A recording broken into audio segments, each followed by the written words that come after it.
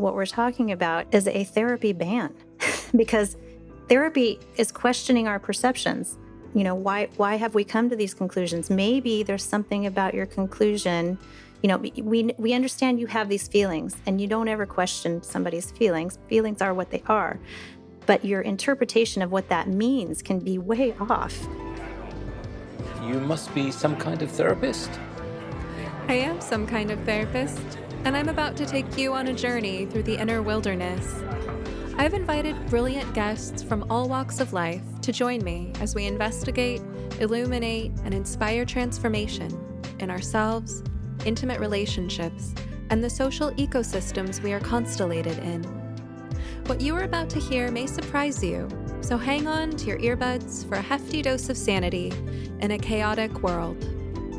I am Stephanie Wynn, a licensed marriage and family therapist, branching out and building bridges between psychology and everything else under the sun. It's my honor to have you along for the ride. Let's get started.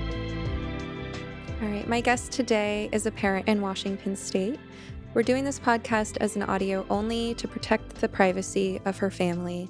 Jennifer's been so gracious as to step up and share her personal story of what's happened in her family with her young daughter.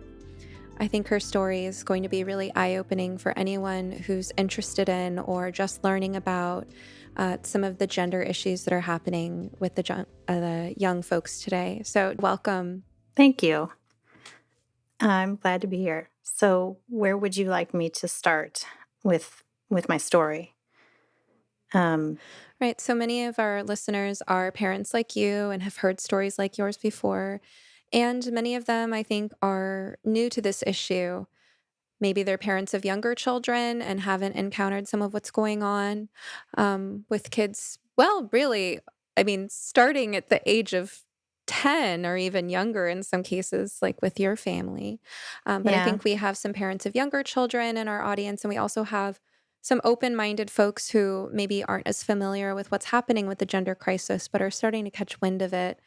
So I think it'd be great for you to share your story from the beginning and also enlighten our listeners along the way about some of the background of what's happening in the schools, what's happening in therapy and with the ideology on the internet to help people catch up to what allowed for your situation to develop in the first place. Right. Okay. Okay. So I will start at the beginning. A lot of the stuff that I know now, I did not know when this hit our family. And I think I was like most people out there. And I thought, as far as, transgender people, and I say that I have to quote that when I say that because another thing I know now is that's a new term, transgender. Transsexual used to be what we called people who wanted to appear as the opposite sex. So when this hit, let's see, it started with my daughter. Again, I only know this now, but we put her in an animation camp. And so a lot of this stuff these kids find on the internet. And we put her in an animation camp, and she met some friends who wanted her to get on an online drawing program, and she's really good at drawing. And so we were excited about that because we thought it would be good for her, but also really nervous about letting her do anything online. I was really nervous about it. So we allowed her to get on this online program. She was 10. She was young.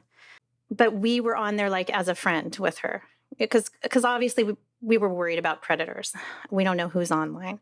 And when we were on there, it looked like she was talking mostly to young girls. And they talked about having relationships together, which I thought was, I thought it was a little bit silly because they were so young anyway. But not totally.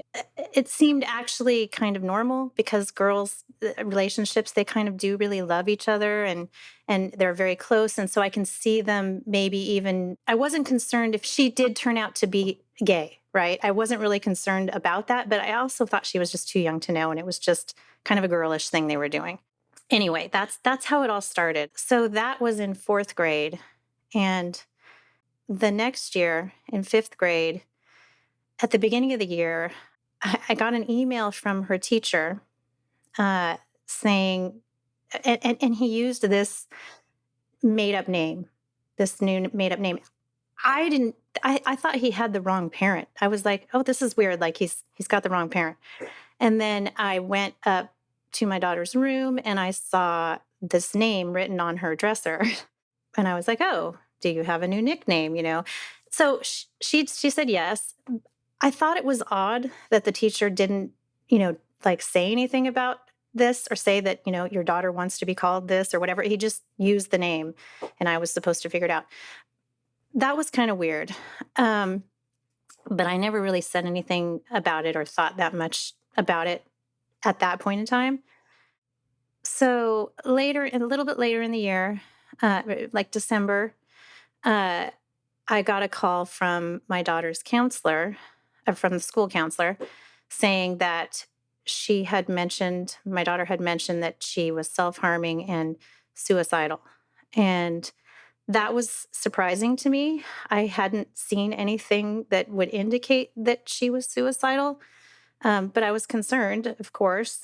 And so the counselor referred us to a special therapist that was contracted with the school. She told me that this was really great. She really sold this therapist to me.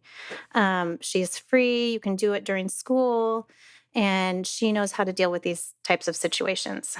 And so I was like, okay, great.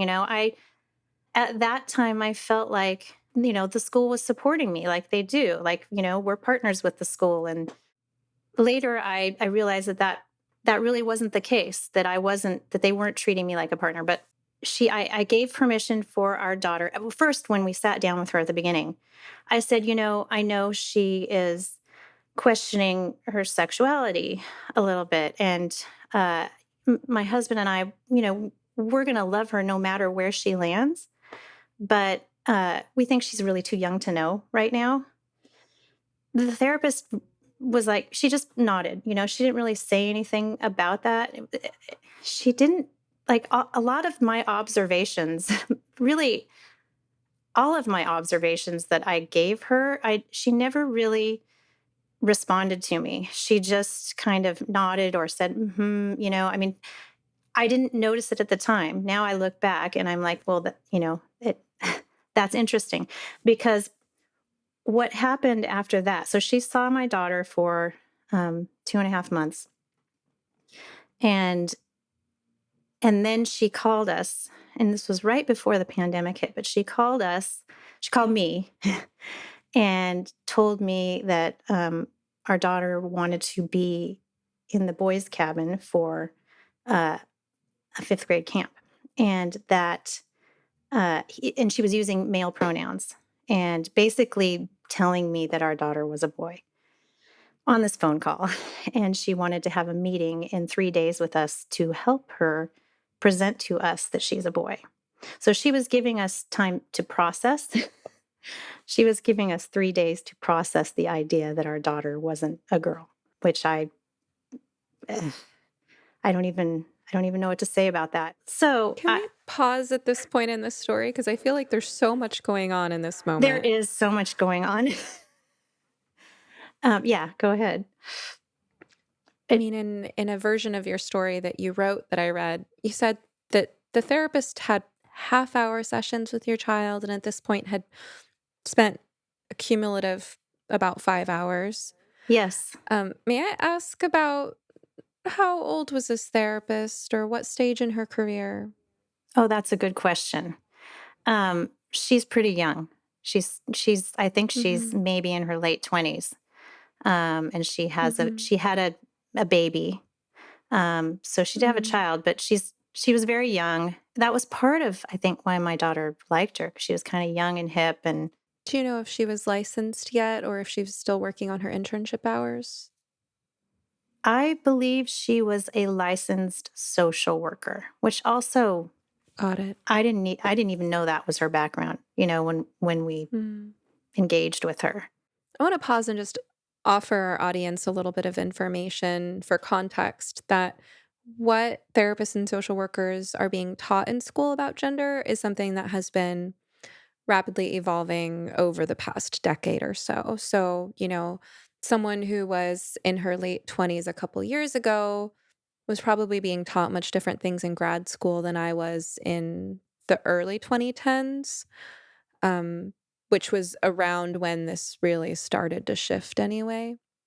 So so here you are, this young therapist has spent 5 hours with your daughter, and she's not asking you, she's telling you that your daughter is actually your son. What's going through your mind at this moment? I was pretty distressed at this moment. And I started going over, well, wait a minute. That doesn't make any sense because, like, she just had 5 girls stay the night with her for a sleepover. Why would she have a problem with sleeping in the girls' cabin at a camp? And, I just started going over everything. I was like, this doesn't make any sense. And I remember her having, crushes on boys. And, it just wasn't adding up for me. And really at that time, I didn't completely understand what it meant to be transgender either. Because Mhm. that's another thing I think a lot of people are really confused about. And I was at that time, but it has nothing to do with sexual attraction at all. In Mhm. fact, there are many, this is one of the crazy things. So you'll find a young couple, and one of them will be what I would call a trans identified male. So that's a male who believes they are a female. And one of them will be a trans identified female. So that's a female who believes she's a male. And they will be a couple. So it's so bizarre. Um, it's like they're just having a normal relationship, but they've switched roles. Or there will be like, they'll say, like a girl will who believes she's a boy, so she will say she's a gay boy because she still likes boys. Or what has happened, especially in the lesbian community, and one of the reasons the lesbians, and I've learned this, were kind of the first hit by all of this and are very vocal about all of it. There were the trans identified males who said they were lesbians, and that if the lesbians did not want to date them, that meant they were a bigot. So it's so crazy. It's like Mhm. it's like another form of conversion therapy, which that's a whole other thing that's going on with this. We'll get to that Also, part later, yeah. yeah. But I mean, of course, Yeah. the lesbian is not attracted to somebody with a penis. I mean, that's Yeah. If we have to um, get graphic to spell things out, we will.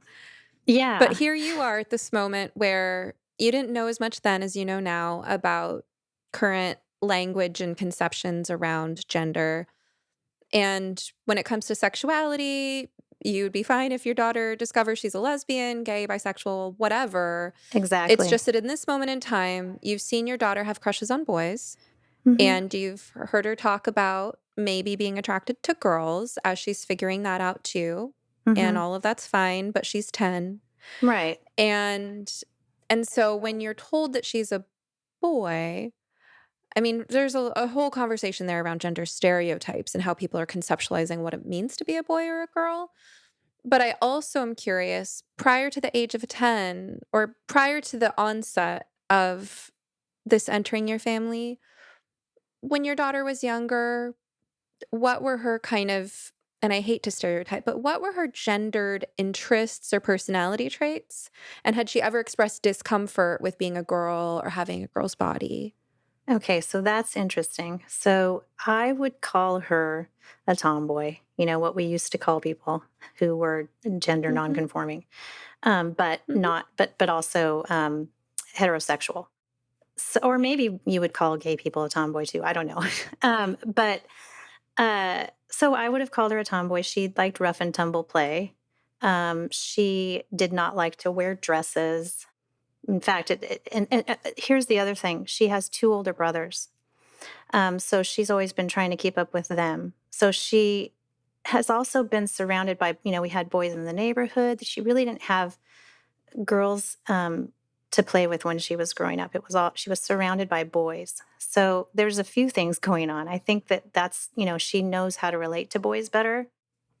And I think girl relationships are difficult for her. And so when she started to have those female relationships, there was a lot going on there, and it was really hard for her to navigate, which I Mhm. understand because I think I was the same way. Um, Mhm. Female relationships when I was young were very difficult for me.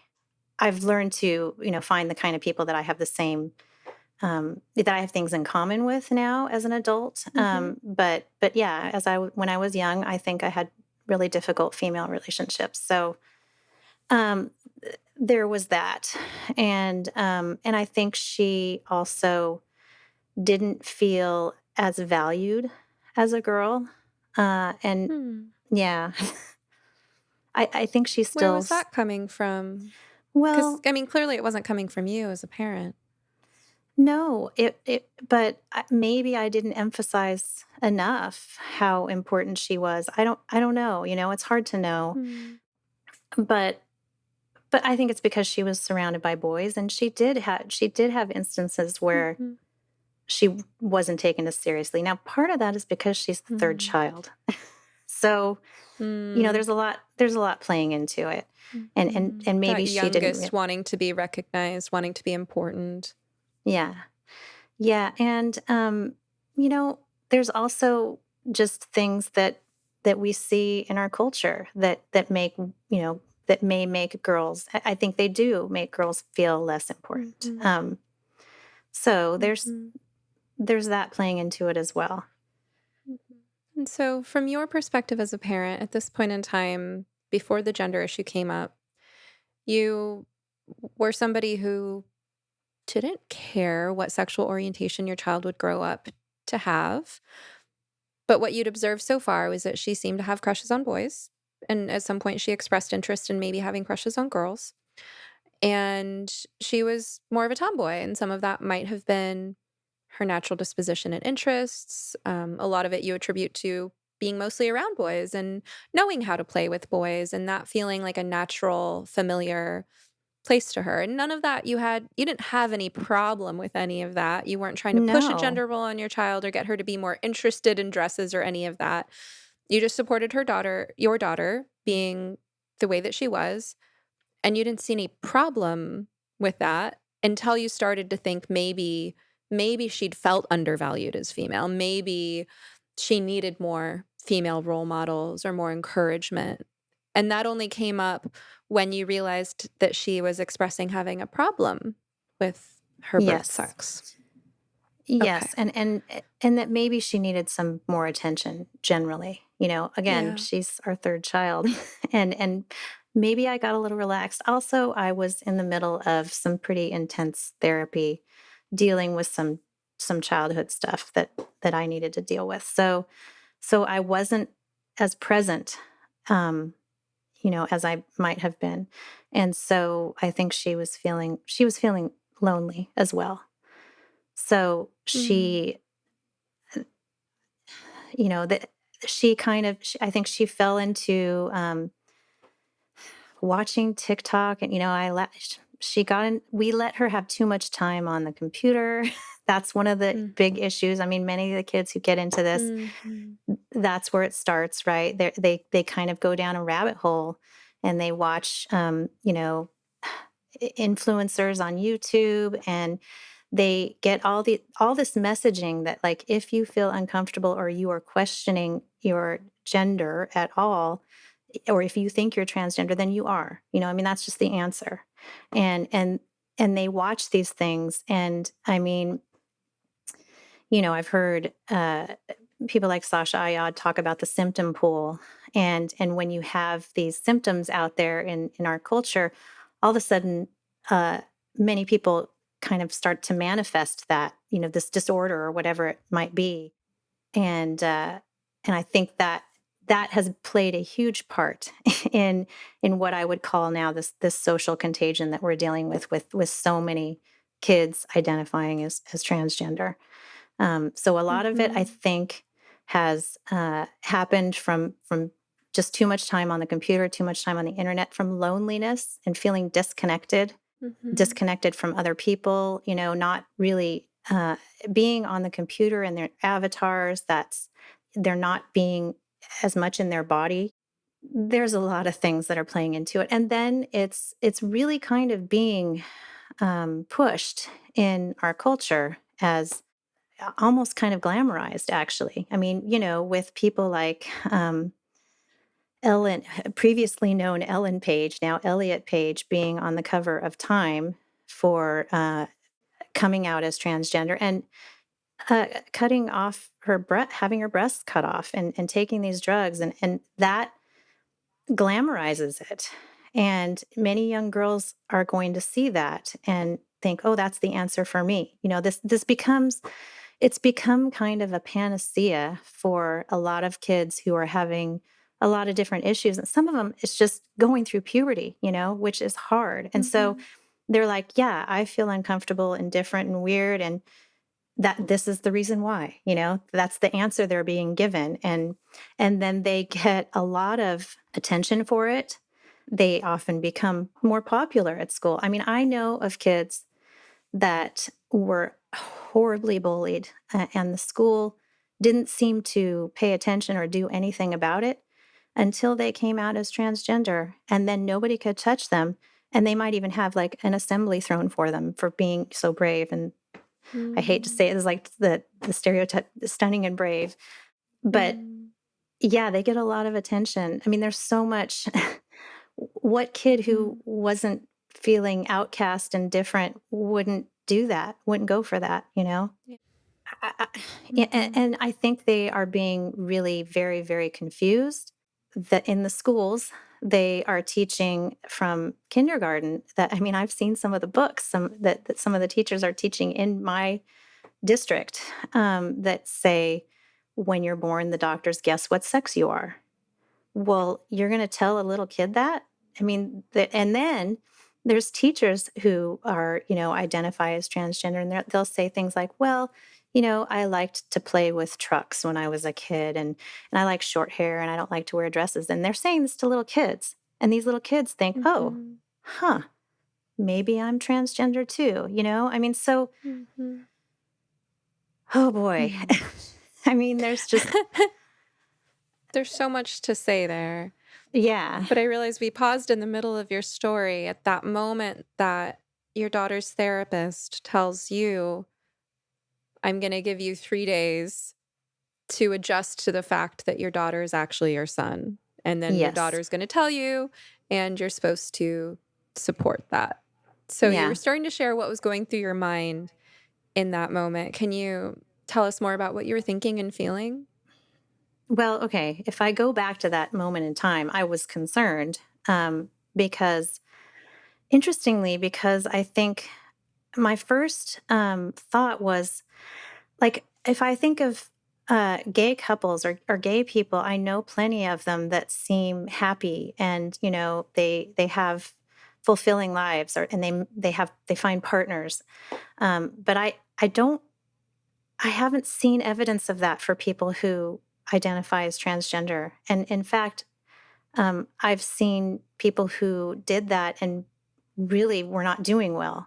So it's wasn't I wasn't super excited about the idea because I didn't see it leading to happiness for my daughter.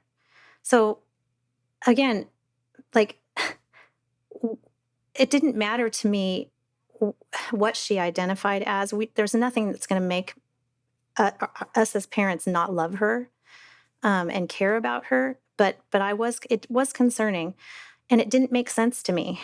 Like I said, so I. I still didn't know exactly what I thought, but my husband, when I told him about the conversation, he was he kind of went through the roof. He was not happy that the therapist was using male pronouns. And the thing was that he happened to know somebody who had been through this before us. And they moved out of our state because of the laws in our state allow a child at 13 to be they'll there are people in our area who will emancipate a child and help them go get the drugs and the surgeries. So that's the most concerning part of all of this is the medicalization part. And that's the part that beyond being concerned about would she really be happy this way, that's the terrifying part, because what if it's a mistake? We're talking about doing permanent stuff to your body. My daughter wasn't ever thinking about any of this stuff, um, but that's where it all seems to lead. I don't, unless She somebody. wasn't thinking about wanting testosterone or a mastectomy. No, that hadn't entered her thinking, and it really never Mhm. did. Um, But she also was prepubescent. She hadn't had a period or right. started to develop her curves, I'm guessing, at the age of 10. That's what I'm thinking. Yeah, I mean, she might have just been barely starting. I mean, puberty hits early now. I don't know why. Hormones in our milk, or I don't know what it is, but puberty Yeah. does seem to be Endocrine hitting early. disrupting chemicals in the environment, perhaps. Yeah. Um, so she was kind of starting to at that point. So what happened was, I talked to my husband. He knew more about what was happening with all of this than I did, and he was freaked out. I actually thought he was kind of losing it at first. I thought he was a bit crazy. I'm like, well, nobody can make her anything, and this, they're not trying to take her away from us, and all that. But he made me just kind of. He made me not, or he told me not to say anything more to this therapist. Like, don't say anything to the school, don't say anything to the therapist, and I respected his wishes. I was like, okay, okay. I didn't like, you know, the conversation that I had with this therapist after all of this. I was, we decided not to have the meeting because that was just going to set us up for discord between our daughter and us, because we weren't on board with this. We, so that's not, that just didn't sound like a good idea to me. And I really don't understand why the therapist thought it was a good idea. I think it was pretty negligent on her part, but because she just hit us with this. So we canceled that meeting, and it was right before the pandemic. I actually ended the therapy with this therapist. I was like, we're not going to do this anymore. And actually, the other thing was that I had my therapist that I was seeing, who is older, and I ran all this stuff past her, that what my daughter was going through and what she was thinking. And she's like, it's a trend. She's too young to know that. And I was like, that's what I thought. She like validated what I was feeling. Um, and so that was helpful. And then this therapist was also a resource for us with our daughter. And our daughter, we did some therapy together with her, which was actually good because there were some family dynamics that needed to be addressed. But she treated us as a family, not as uh, not as unsupportive parents or the potential Mhm. enemy of our child. She treated us all together, and that's, by and large, I don't see that happening. There are a few This is therapists really here and there. important. I Hmm. wanna I wanna talk about this phase in your journey because I think a lot of families are having a hard time finding a therapist with those skills and that They approach. are. I do agree it's a family issue, and in the absence of a supportive approach that's really grounded in family systems theory and attachment theory, this kind of new generation of ideology that's being taught has the effect of triangulating children and families and driving a wedge between children and their parents before children are actually mature enough to really not need their parents anymore.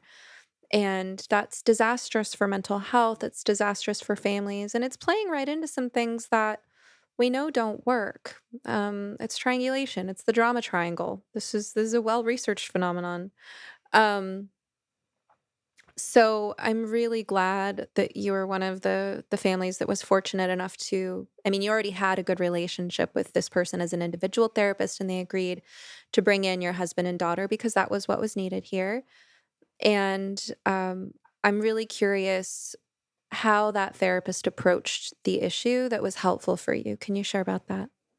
Okay, so that's interesting. I think I do have to talk about the conversion therapy ban at this point because Okay, she let's was go there. because yeah, because in our state, and we are one of like maybe 20 something, I can't remember how many states are have this now, but it's the conversion therapy ban, which most people think of, and I would have thought of as, gay conversion therapy, shock therapy, praying the gay away, all these horrible things, right? That most of us understand are not good, but that's not what we're talking about. What we're talking about is if a child comes to anyone and says they are transgender, that you are not allowed to question that. If you question that or question why they feel that way, that's conversion therapy.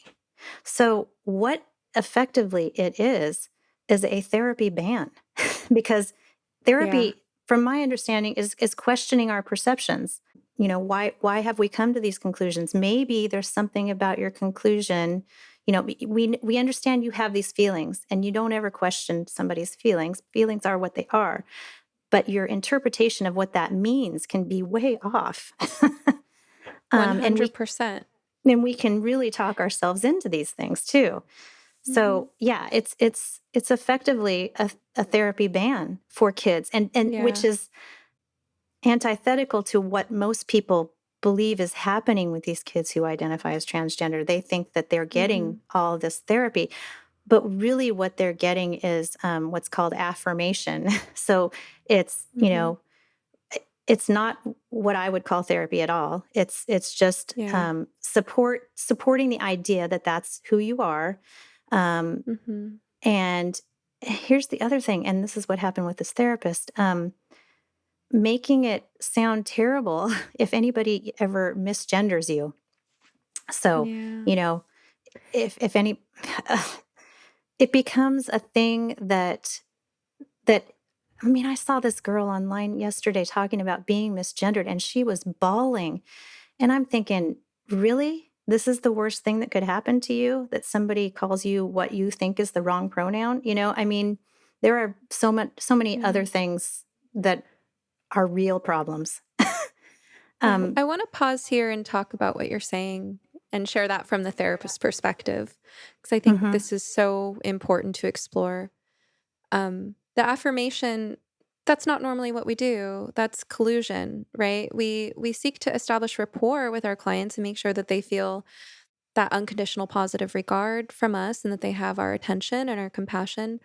But that doesn't mean we always agree, like you say, with their narrative, with their interpretation of that feeling and what it means. So it's never been our job to just affirm anything that someone says, right? And I personally don't appreciate having my job redefined for me. There's a whole nother conversation there. But what I want to add too is when talking about the conversion therapy ban, I think it's really important for people to understand the difference between the original definition of conversion therapy, which was attempts at changing someone's sexual orientation, and how conversion therapy has been redefined to include questioning someone's gender identity. There's a couple things I want to point out about that. So, one is that sexual orientation is pretty innate, pretty stable across the lifespan. And this is across cultures and across time periods. The distribution of about how, what percent of the population is gay, what percent of the population is bisexual, and what percent of the population is heterosexual is pretty consistent.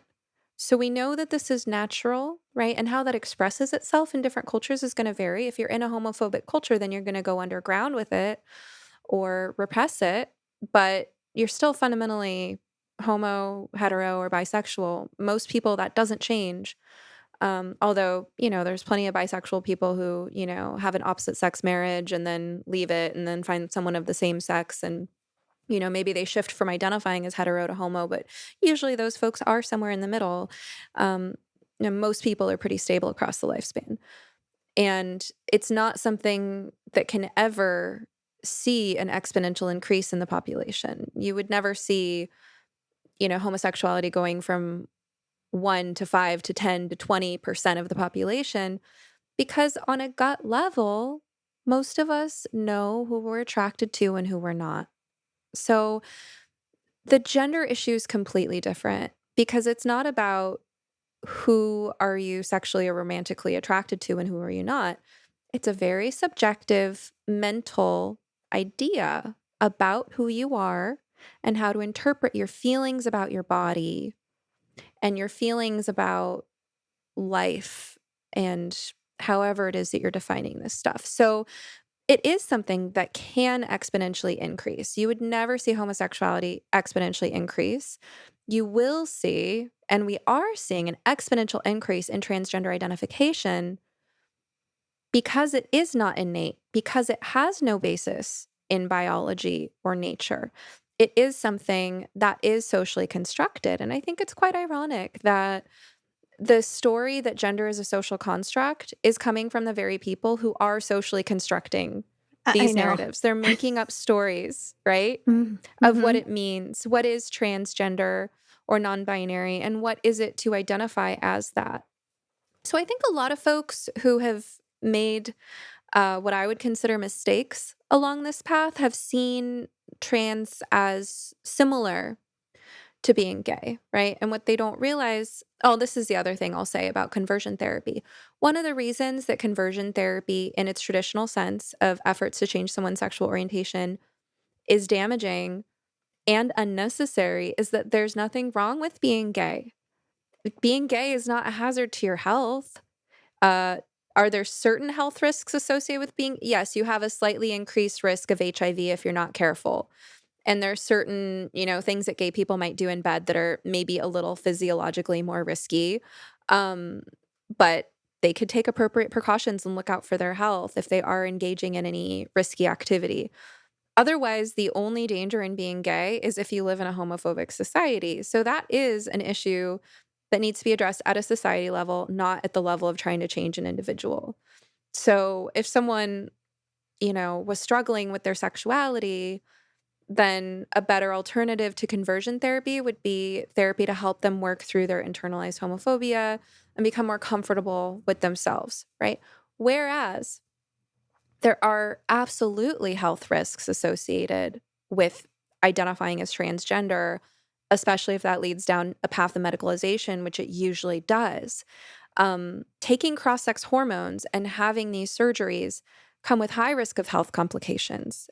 And you almost certainly will encounter, for females taking testosterone, for example, vaginal atrophy, painful urination, needing a hysterectomy, right? We know that cross sex hormones are basically poison to the body and have a damaging effect on the brain.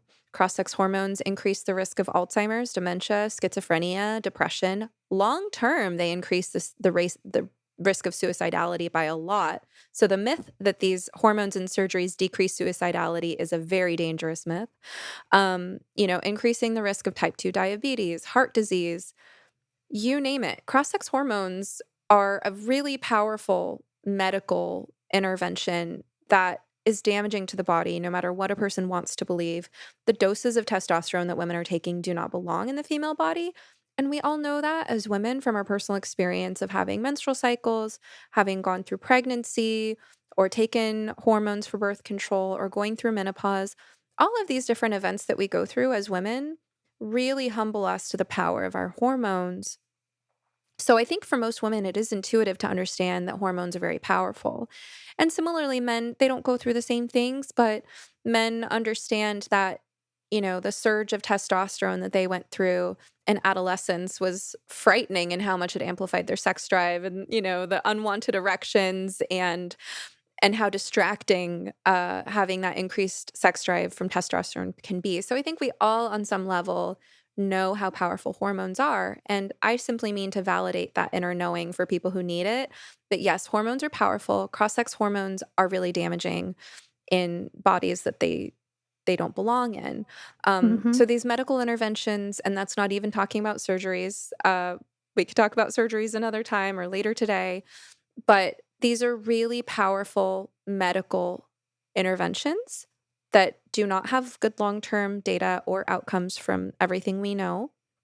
And so, you know, when looking at the idea of conversion therapy, there's nothing wrong with being gay. There's no health risks. It's not preferable to be straight than it is to be gay unless you have a bias.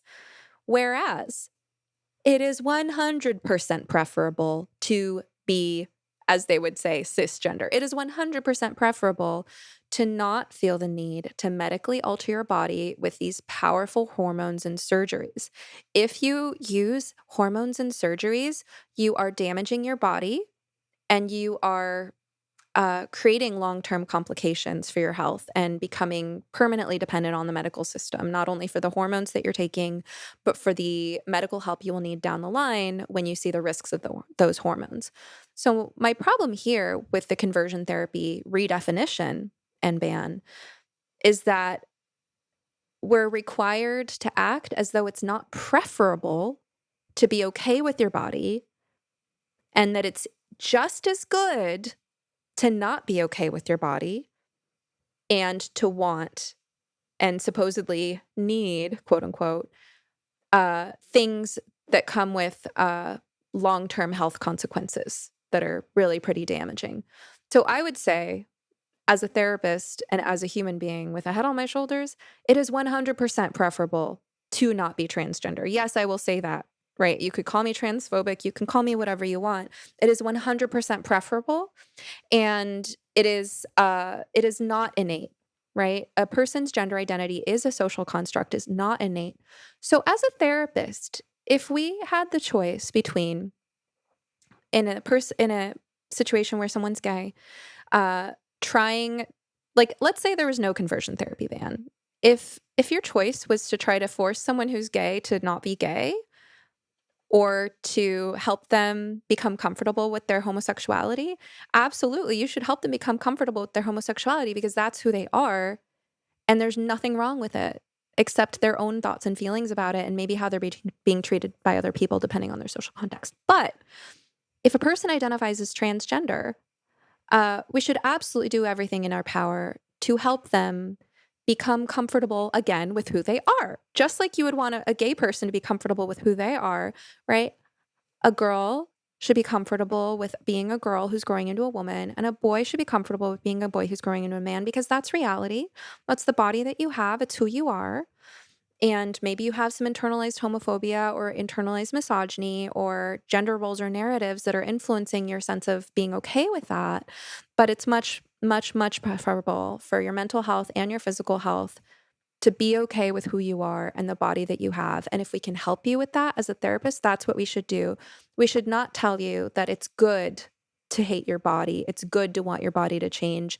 And it's good, or just as good as anything else, to seek these medical interventions. So that is one major reason that I see this conversion therapy redefinition as so disastrous. And I just wanted to add that while we're on that topic before we resume your story, because what you're saying about the conversion therapy ban is so, so important for people to understand. It is. And thank you for saying all of that. That was great. So yeah, that limits then therapists in states that have the ban. They can't question, or they can lose their license. So it's pretty serious. And here's another consequence of that. There are good therapists who won't even touch patients who say they're transgender because they don't even want to deal with that. It's like they're afraid they're going to they ethically it doesn't feel right to them either, right? Like they feel like they can't do their job. Or they just Mhm. feel like they're not trained in that. So they won't take on clients who identify as such, and they'll send them to the ones who do identify as transgender therapists, and that's just a that then they're going to be affirmed, and that is a Mhm. one-way path towards medicalization. So yeah, it's And I will scary as a say, parent. I am one of those therapists where I had to make a decision. Once I stepped into the public light, and the trans rights activists started coming after me and after my career, I said, I need to not work with adolescents unless it's in the context of family therapy for their parents. And really, I want to focus on helping parents because I'm in a state, Oregon, where we do have the ban on the redefined conversion therapy. And I too, if I took on a client that was young and they said they were trans, and I said, well, what do you mean? What does it mean to be a boy? And, oh, so you hate your body? Let's explore that. If I were to go there, I would be putting my license on the line. And I think this is absolutely tragic. This conversion therapy redefinition ban is preventing a lot of good therapists from being able to help young people who are struggling with something that is socially influenced, that is making them hate their bodies and want to alter their bodies in damaging ways. So you're absolutely right. This is a Yeah, crisis and it needs to change soon. it's a huge crisis. So the therapist then, she just really didn't talk about any of that because honestly, that wasn't the real issue, right? The identification wasn't the real issue. We had other issues that needed to be addressed. So that's what she addressed, and it was very helpful. And um, you know, so there was that. We had the benefit of having that therapist. Really, we were very lucky. We were so much luckier than a lot of other families that have this happen, because we had some warning because our daughter was very young, and we still had a lot more influence. I know so many parents whose children go off to college at 18, and you remember how you were at 18. We're not really quite ready to take on the world yet, and make really all of the important decisions, and especially ones that are so life changing. And so a lot of these kids, Oh, no. they went off to college and did medical things to themselves, and their parents really didn't even know. Kind Mhm. of at the beginning of this, what I call contagion, the parents were totally taken by surprise, and then these children are also at the same time told that if their parents don't go for it 100%, that means their parents don't care for or love them, which is the opposite of what is true, actually. These parents, all the ones that I know, and I know thousands of parents going through this, and those are only the ones who have found the support groups that I'm involved in. I think there's many, many more out there who feel like they're alone, because they feel like, because our greater culture is telling them that they have to affirm this, or they have to deal with their own bigotry, right? It's your problem, parent, if you are concerned about this. You keep it to yourself and you affirm your child. So that's what they hear. That's what a lot of them hear. They end up in these affirming support groups, which are huge. And if they put any questions out there about it, if they're concerned, like, I'm not sure that my child is, oh, they will get attacked, absolutely horrendously piled on. So, okay, so there is this one group, the support group, that it's actually, they don't like to call it a support group. It's a group for questioning, and it's called Concerned Parents of Transgender, Non-Binary Kids, Teens, and Young Adults, and it's on Facebook. And it has grown from, in a year, it has 2,000 members, and it seems to be growing exponentially. So they're getting like 15 to 25 new requests a day. And these parents arrive in this group, and they're scared to say anything. They watch for a little bit, and then they realize that you can actually ask questions in this group, and not actually anybody who attacks gets reprimanded. So there is no, that's not allowed. Um, so they're like, it's like they can breathe again. They're like, oh my gosh, I'm so glad I found this group. I felt like there was something wrong, and I didn't feel like I could ask, and I got attacked in this other group. And anyway, my point is, who knows how many parents are out there that don't have any support, right? And feel totally isolated. I think there's a lot. I think there are a lot. I hope you've been enjoying this episode of You Must Be Some Kind of Therapist podcast. If you like what you're hearing, now's a great time to like, subscribe, follow, rate, review, or share. You can also support the podcast by visiting sometherapist.com/shop, where you will find goods and services I have personally curated to support your well-being and enrich your life. We're just building the shop, so check back periodically and feel free to suggest recommendations. All right, now back to the show. Where was I in my story, though? I need to get back to what happened. So you were talking about family therapy, and I wanted to comment because you said that the therapist didn't really talk about gender. They talked about the real issues in your family. And I want to say that that is so important. That's our job as therapists, right? Just because someone says that something's important to them doesn't mean that that's the whole story. In this case, you talked about how for your daughter, identifying as transgender might have been a cry for attention, and that you said you had been absorbed in your own inner work of working on your trauma, and she had two older brothers. Maybe she was feeling a little neglected. That doesn't mean you're a neglectful parent, but sometimes kids do things to get your attention as a parent, saying, Mom, Dad, I need your time and energy and focus. And there was some other stuff, and you don't have to share your personal details, but you're saying that the therapist actually helped get to the root of the problem. Of course, a 10-year-old doesn't know how to get to the root of the problem. If they're being told all of your distress is attributable to XYZ, that's going to be their narrative. That's going to be their language for their feeling.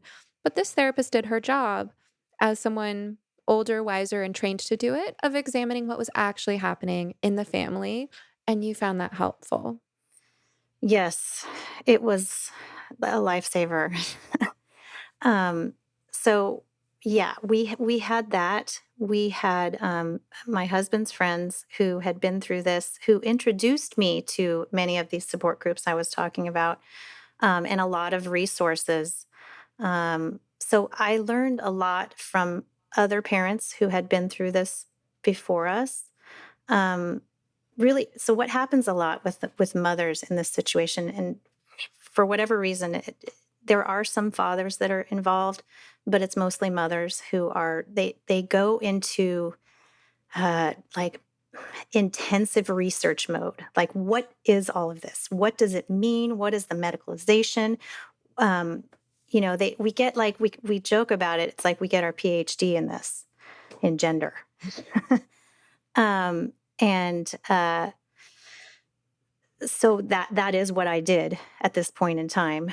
I dove into all the research and tried to figure out what was going on. Meanwhile, my daughter had a falling out with her group of friends at school that were kind of the LGBTQ group, and and she threatened suicide again, and that was a manipulative tactic at that point. And I knew that, even though, we had this discussion about, if you say that, like, I may have to take you to the hospital and all this, we were, not that I wasn't concerned, but I also did know that it was manipulation. Anyway, I didn't, I, at that point, I took all of her devices away. So I took all the devices away. She had this falling out with her group. We also took her out of school. So she's been homeschooling since. And, she really actually, her mood changed pretty quickly. I think, especially because we took her devices away and she was out and she was being physical again. Our neighbors noticed a difference. They were like, wow, she's so happy now. Because guess what? She was not happy before that, when she was in the middle of this identification.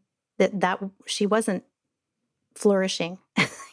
She got she did get some attention for sure. I noticed kids saying hi to her, and that didn't before. And she definitely got more attention from people in the administration at the school. But she didn't seem happy. So anyway, things started to get better. It took a Can I pause while. you to ask, was this, I think you said it was right at the beginning of the pandemic Hmm. that you decided to homeschool? 'Cause she was already starting to do online school because it was early pandemic. And did you say that it was easier to homeschool her because everyone was online anyway? So you weren't like Yes. taking her out of class? Okay. Yes, absolutely. That was so great that it worked out that way. Again, another thing we were super lucky with. But actually, we took her out before they told us to take our kids out of school because I was like, okay, the pandemic hit. It took our district especially a little while to say, we're not going to school anymore. And I was like, let's just take Mhm. her out now. We'll just say it's because of the pandemic. So we actually took her out before they told us we had to, and she was What fine with was this, that. like, February 2020 then? Yeah. Yep. Yeah. February. Um, and then at that point, I asked this therapist for the notes from the sessions. And I had asked also several times throughout them seeing each other what they were discussing because I wanted to know, You of course, asked the school the ther- therapist. hmm the therapist that she saw at the school exactly. Mhm. Um, and she never really told me. She'd just say, "Well, how are things going at home?" And so that I didn't I just figured that they didn't talk about that much at that point, or there wasn't anything major that came up. So after all of this happened, I ended the therapy with this therapist. I asked her for the notes from their sessions, which I have a legal right to in our state, because she was under 13. Now, at 13, I wouldn't have had a right to this information. But so I asked for it, and it took her 3 months to give me the notes. She told me she forgot. Um, and I had to ask her a few times, and I finally got them. And when I got them, oh, I almost can still hardly even talk about it. It makes me so upset because I saw what they were talking about. And I saw that from the very first session she sat down with our child, she was using male pronouns and the new name, and never said a word to me about that. And I asked what was going on. Like, this would be a thing that she would say, I would ethically, she should have said to us. So, she took she was treating our child without running it past us, which I believe is illegal because she was under 13. Um, yeah. And we wanted to take legal action, but we spoke to somebody. We consulted a lawyer who actually didn't. This would have been medical malpractice, and he didn't deal with that. But he was trying to help us find someone, and he really couldn't find anybody that could help us. And it didn't seem he was having a very hard time. We're also in a very liberal state with very liberal judges, um, and lawyers.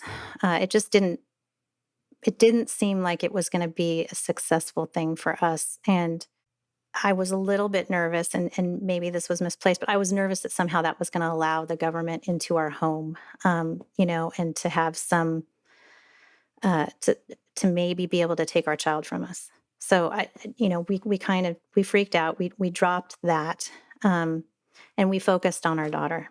We focused on, really spending a lot of time with her. We traveled during the whole pandemic. We got a camper and we traveled with the family. We spent a lot of time outside. Um, and I mean, she slowly, over time, I think that identification just wasn't doing anything for her anymore. Um, because it really was only a thing that was happening at the school. At home, did you keep using her her name and she, her? Yeah. So you never affirmed? No, we didn't. And her brothers to this day don't even know it happened, actually. So it really was only a thing that Wow. was happening at the school. And um her grandparents didn't know about it either, and they live right by us. So yeah, no, it wasn't it was a thing. It was an identity that worked for her, I think, at the school. Mm. We got her out. We got her off her devices. I consulted with Sasha Ayad, who was very, I talked to her and I talked to some other people that were so helpful, and she directed me away from it, like hitting it head on. I did do some questioning at first, like, well, why do you think you are? And there was some defensiveness. So, after talking to Sasha, she kind of said, don't maybe don't hit it right head on, because then there will be pushback, right? I mean, so I was more careful. I really didn't um, talk about that with her. I talked about other things, like I talked about the opioid crisis. I was like, you can't always trust doctors. Doctors, I'm sure they thought they were helping people in the opioid crisis, but they had some incentive to be doing that. They were getting perks, and they were getting, I don't know, money. And uh, my point is that adults can make mistakes, so I've entered into that with her. And I talked about lots of other social phenomenon, like I talked about cults. We watched some stuff. What is the cult in California right now? It's Scientology. Scientology. We talked about Scientology. We watched some videos. So I talked about all these topics that were kind of similar to things that I see happening with this transgender phenomenon.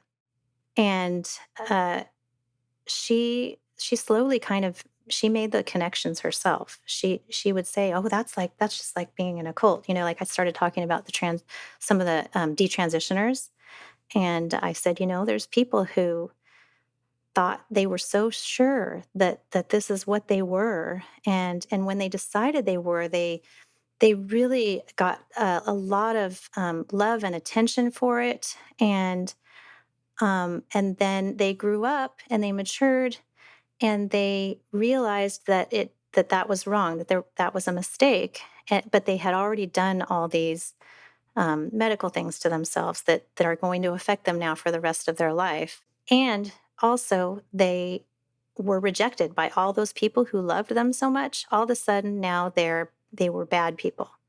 And she said, "Well, that's just like a cult." And I said, "Well, yeah, it is." So there were things like that going. We had discussions like that slowly over time, and really, it took. It was a very slow, careful process of having these discussions, and not, um, waiting for the right moment. Um, there was one moment when I kind of had a breakdown on her, and it's funny. I have a couple other friends who had a similar thing happen, um, w- where like one of her friends was using male pronouns after she had already said she wasn't interested in that anymore, and I was like, "Oh, are you just trying to say that to make me feel better, or like what's going on?" And she didn't want to talk about it, and I kind of lost it.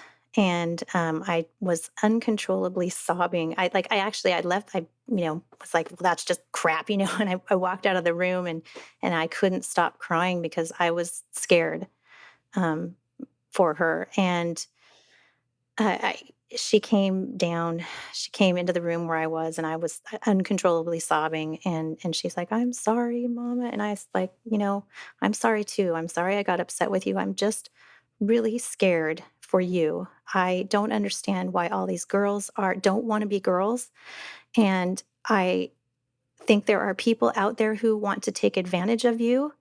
And yeah, I just like the whole time I'm sobbing, like I can't stop sobbing. I start talking about all these, like historical situations where children were pitted against their parents, like in Nazi Germany, or in China.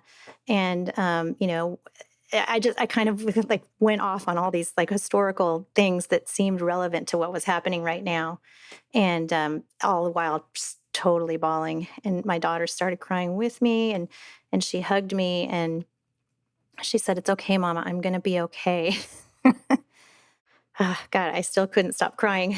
But I think that was a watershed moment for both of us.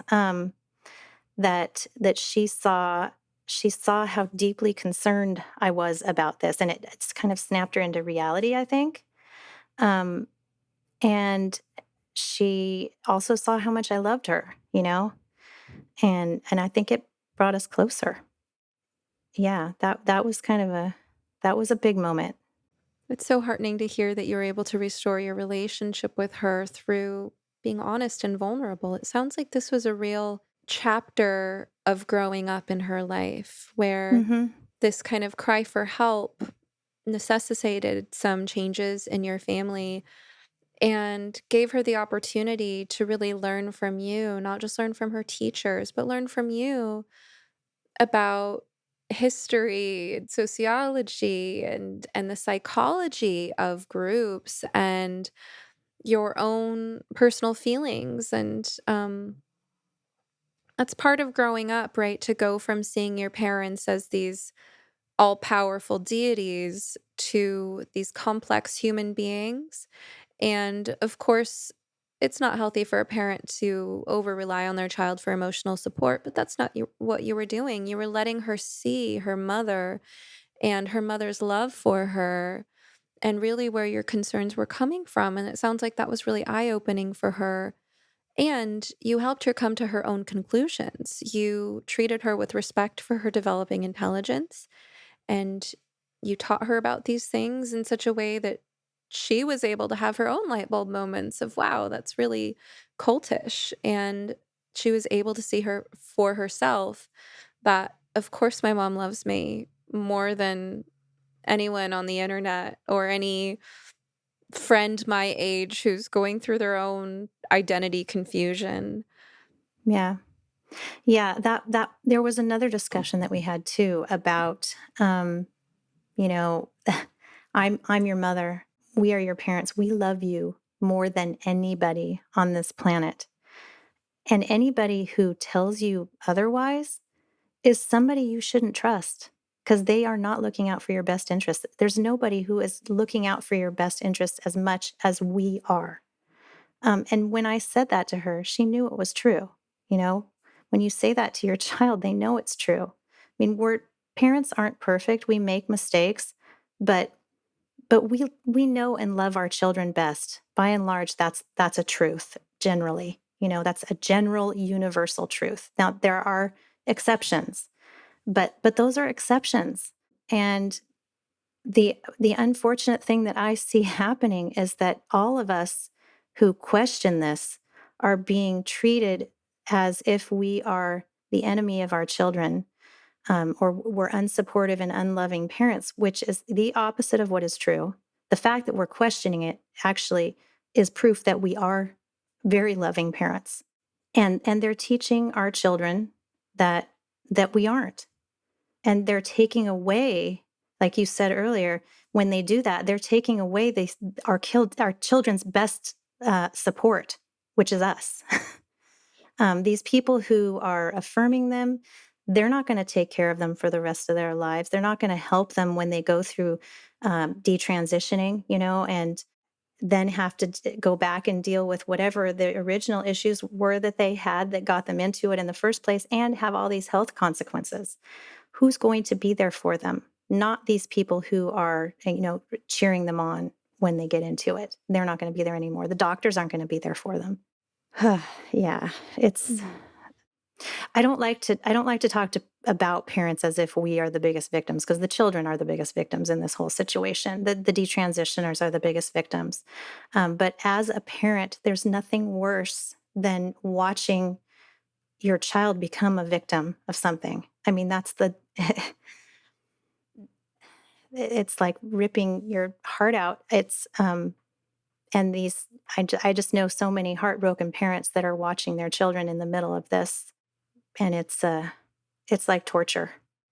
And they're being treated like they're the, bad people. So destructive.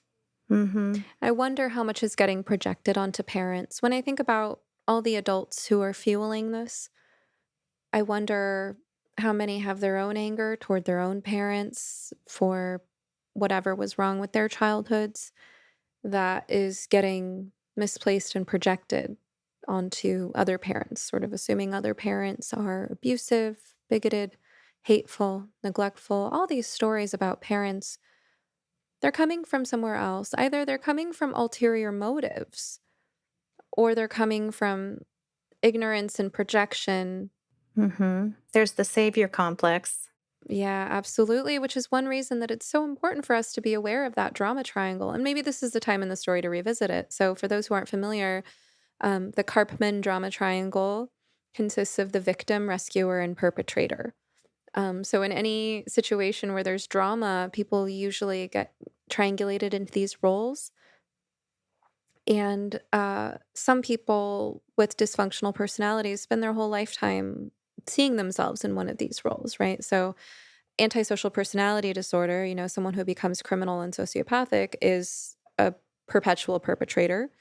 Um, and someone with, let's say, borderline personality disorder um, might see themselves as a victim for their whole life.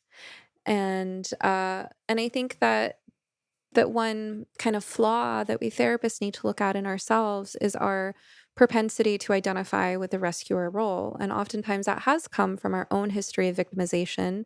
Many of us have our own trauma. We're well known for that, right? There's kind of the myth of the therapist who has their own problems, and it's true, but that doesn't mean we can't be great wounded healers. But we do have to watch out for, like you say, that savior complex, that impulse in us to rescue someone else because we ourselves needed to be rescued at some point, or because we get some ego gratification out of feeling that we're helpful in that way. And I'm not going to say that that doesn't play a role in my own career, but I also think that we really need to be wary of enmeshment and colluding with our clients.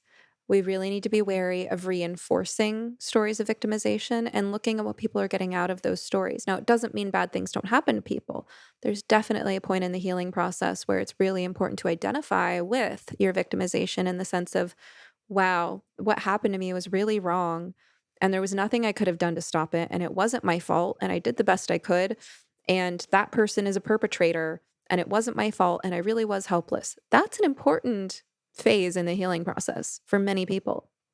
The problem is when you get stuck in the role of identifying as a helpless victim and you lose touch with your own agency, or you get secondary gain out of being a victim. So, if I remain in the victim role, or I, consider my identity to be an oppressed or marginalized identity, and that's how I get my social connection, then my whole world is built on that. And the love and support I feel from other people is built on that. So how am I going to give that up, right?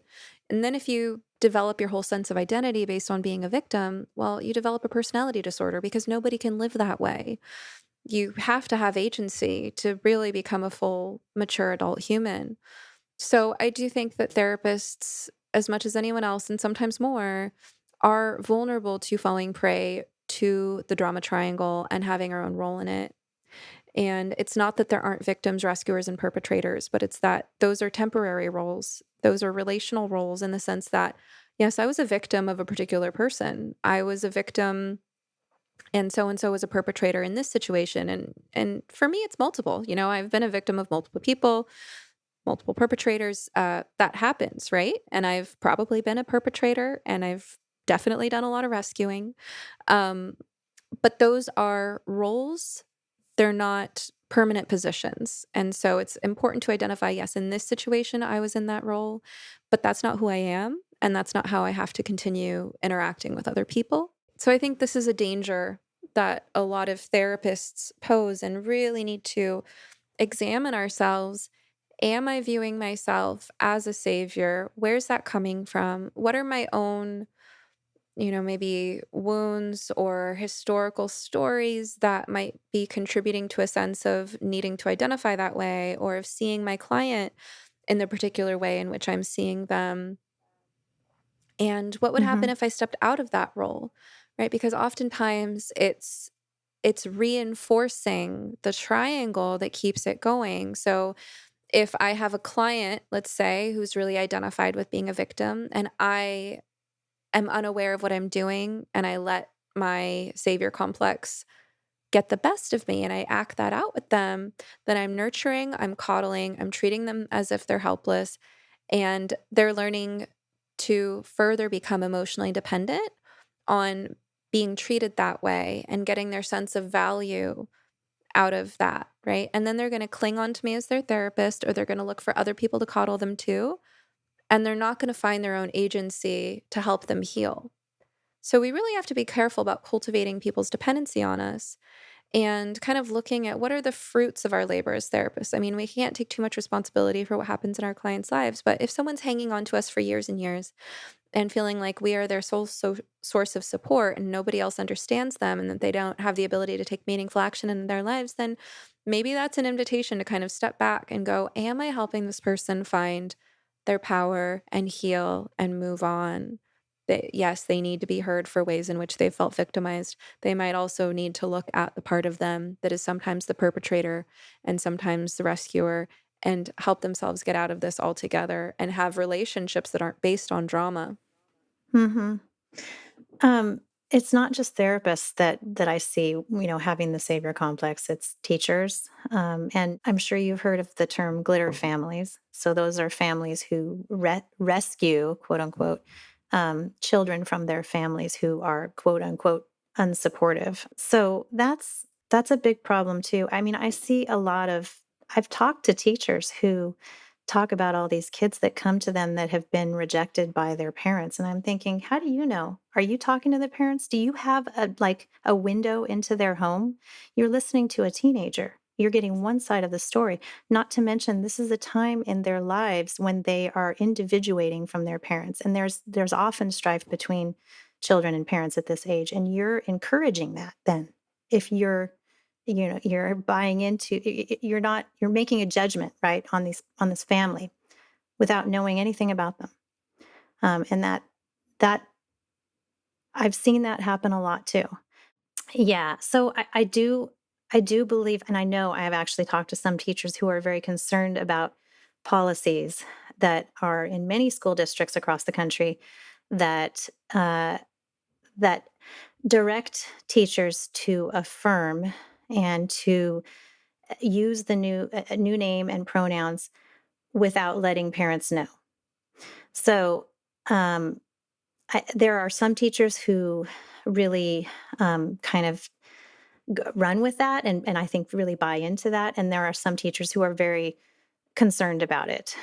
So I don't want to I don't want to paint teachers with a broad brush of being supportive of this stuff. But there are enough of them that are, and enough of school administration that are, and I think these people have good intentions. I think most of these people have good intentions, but at the same time, they should know better. They should know that keeping secrets from parents is not healthy for a family. That there's even more than that. That having children keep secrets with other adults from their parents is a predatory tactic. It's grooming. It's grooming, exactly. And even if, I mean, I don't believe that's what the schools intend. They're trying to, quote unquote, rescue these children, but it is grooming. And so even if that's not what they're trying to do, they are teaching children that sort of behavior is okay, and they're leaving them open for someone who could be very dangerous and come in and have a, at the same time, they're also like doing that triangulation thing, right, where they're driving a wedge between parents and their children, and kind of teaching them that their parents aren't supportive. There's so many things that are wrong with these policies. It's so distressing as a parent. And To this it's idea, the idea that parents are unsupportive, in combination with all of the other ways in which claiming a trans or non binary identity is aligning oneself with a perceived victim group, we need to step back and look at what motives might someone have for taking this identity on or creating a narrative about how they're being oppressed by their parents. Um, I think some people who are kind of naive about what's going on think, well, why would someone say that if it's not true? But we need to look at the social landscape in which this is taking place when there's a lot of vitriol being directed at perceived oppressor or dominant groups, right? So, right now, it's really unpopular to be, a boring white cis het girl, right? Or to That's right. be white and middle class. The more kind of categories of quote unquote privilege that you have, the more there's a target on your back and you're not entitled to any kind of support. And so if you are a kid who comes from a pretty stable background and you have what's considered privilege, and especially if you're like a, a straight white kid at heart, but even a gay white kid at this point, and it's not that it's just white people, but I think, we're It looking it is at mostly. the perception, the perception that someone is privileged in uh, the current climate of what it is to be liberal feels really risky, right? And kids don't feel privileged at heart. They feel anxious, they feel awkward, they feel lonely, they feel human feelings and they don't want to be seen as an oppressor.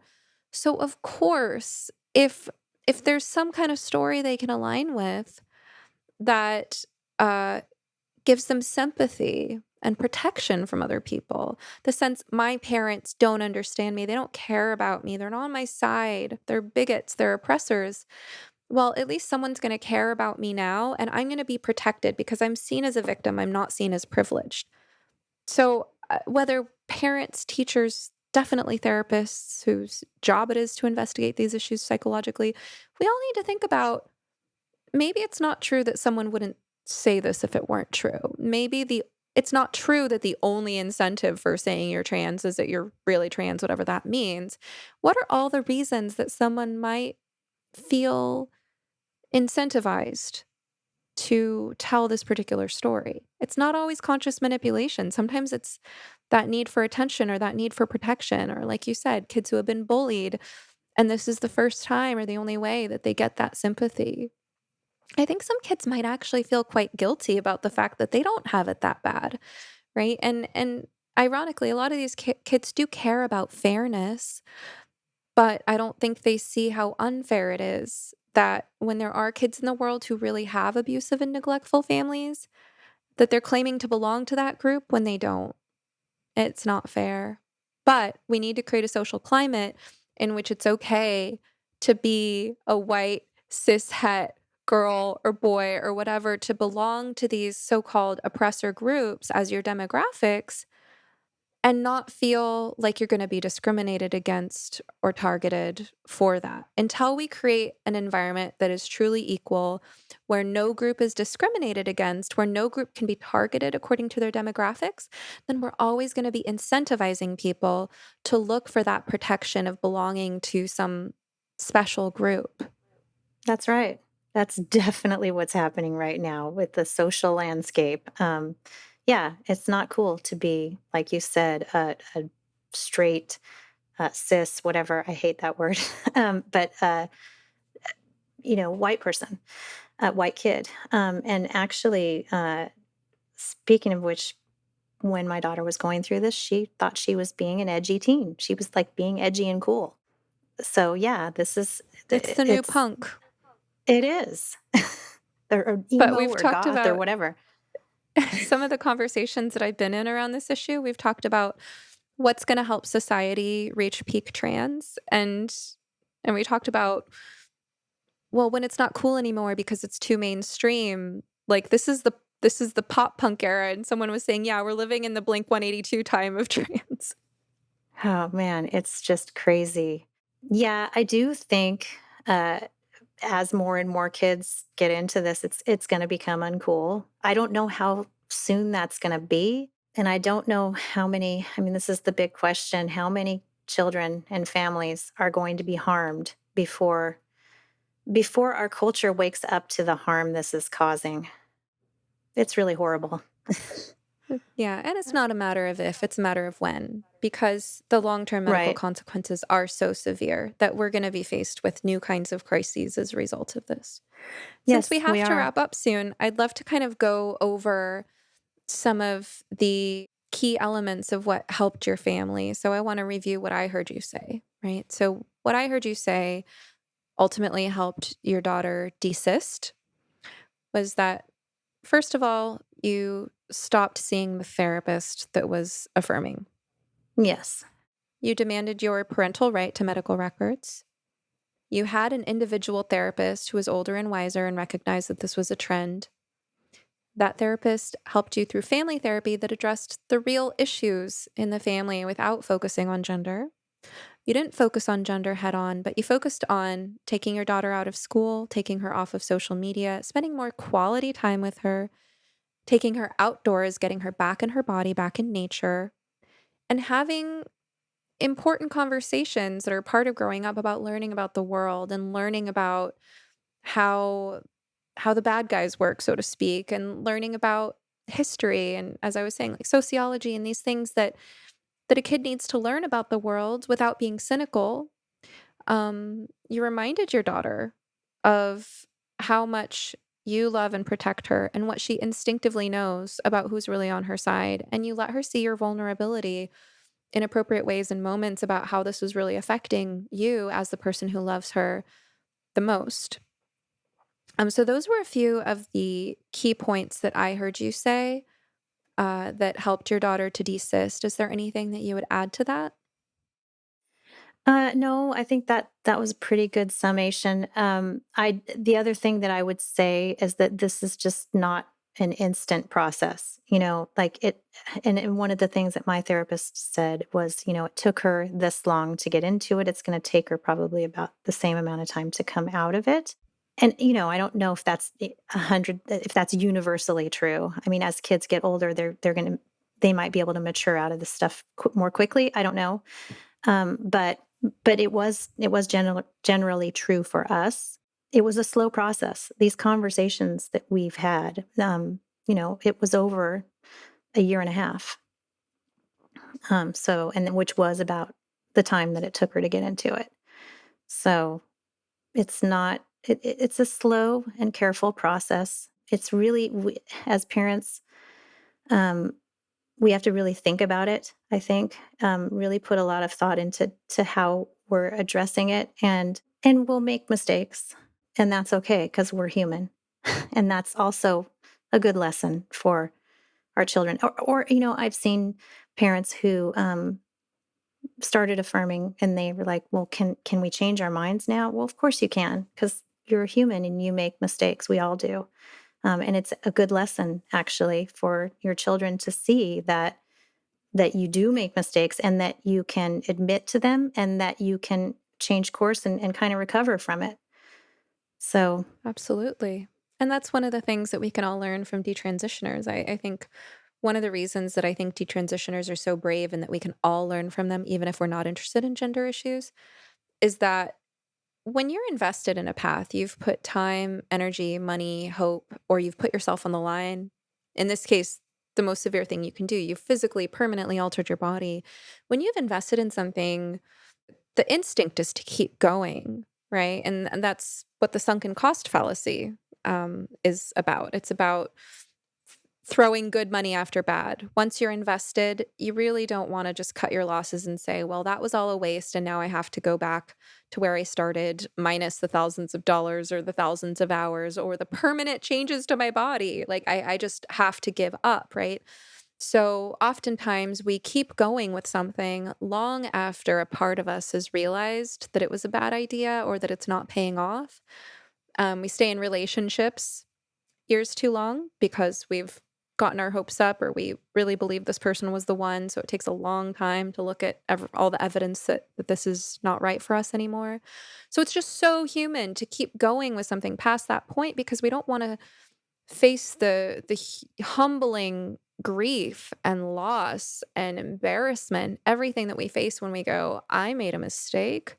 So to detransition, I think is one of the bravest things to do. And we can all learn from that. And I think you're saying that that's part of what you do as a parent is you say, you know what? I affirmed you. Not that you ever affirmed, but you're talking about families that did. I went along with this stuff. And you know what? After looking into it more or really getting into my feelings, I believe that that was the wrong choice and I'm not going to do that anymore. And I'll say that for myself as a therapist. I was on board with this stuff because it was what I was taught until I did my research and I really looked into it and I changed my mind. And we can do that. And that's a sign of health. So I love that you modeled that for your kid and in your own ways and that you encourage other families to do the same.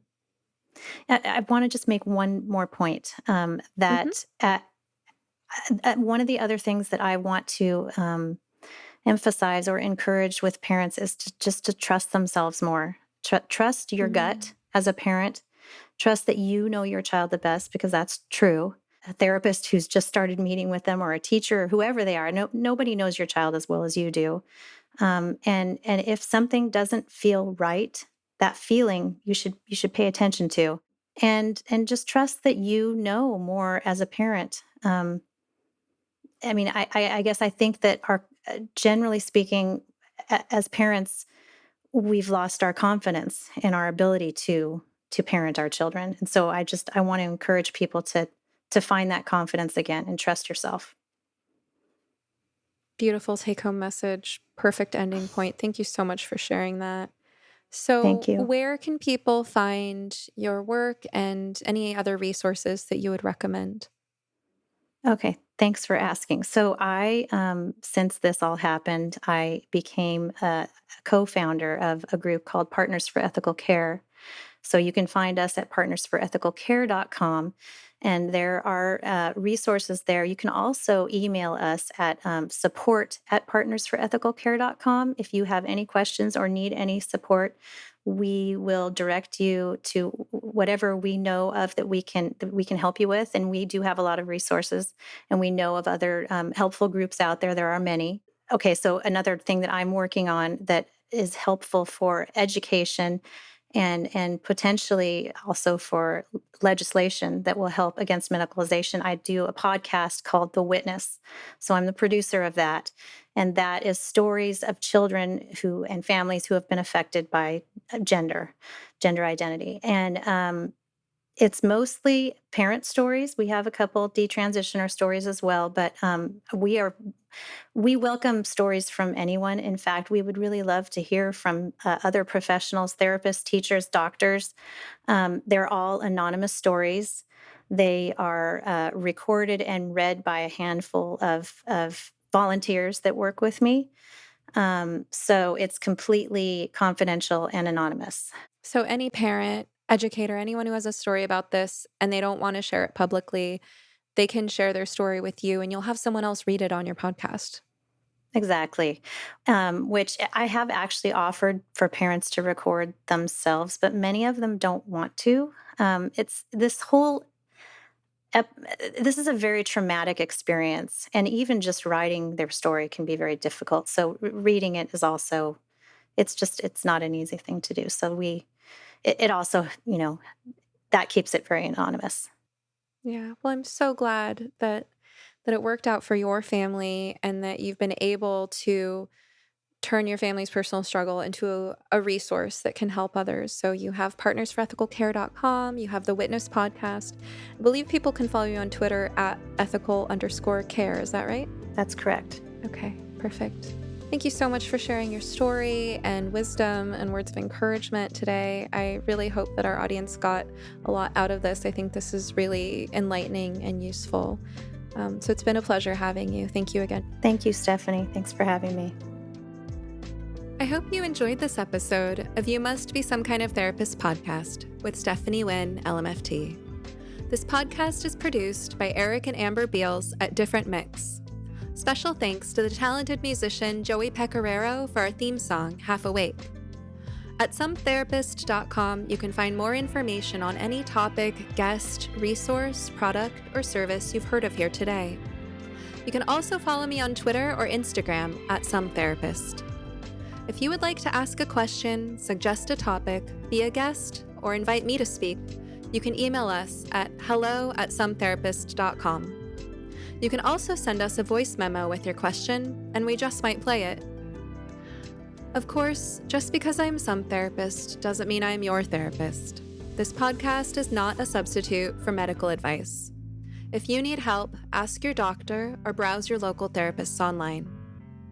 And whatever you do next, please take care of yourself. Eat well, sleep well, move your body, get outside, and tell someone you love them. You're worth it.